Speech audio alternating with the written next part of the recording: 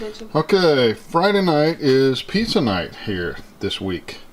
And we got lots of onions and peppers on a dough we got from Publix. And now, here's the pepperoni. Now, we microwave this. I cut this up and microwaved it for 55 seconds. And look at all the grease that you take out of that pepperoni by doing that, which is terrible for your heart and your arteries and veins, okay?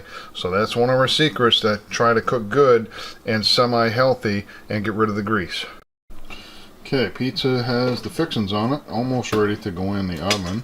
And I noticed over here that Vicki used some, a little coarse ground cornmeal and wheat germ. And a little wheat germ to mix into with the Pergo's Garden Harvest Garden Chunky to make the pizza, to supplement a little bit. It looks excellent. We're going to put cheese on it, and then we're going to bake that sucker and eat.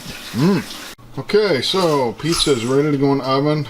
Putting it 400 for 20 minutes, maybe a little more, because if you can see, it's really thick.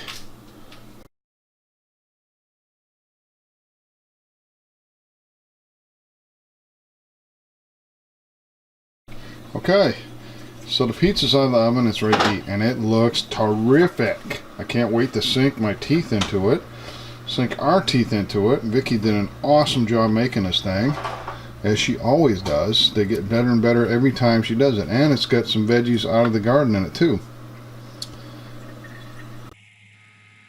And we used a lot of fresh, healthy ingredients from our garden, like onions and lion's mane mushroom, quite a bit of that, which is excellent for your brain. Peppers, green peppers and red peppers and orange peppers, and we still like to have our meals taste good. They're healthier, but they still got to taste good, so we used a full 2 pounds of fresh mozzarella cheese, and boy was it tasty.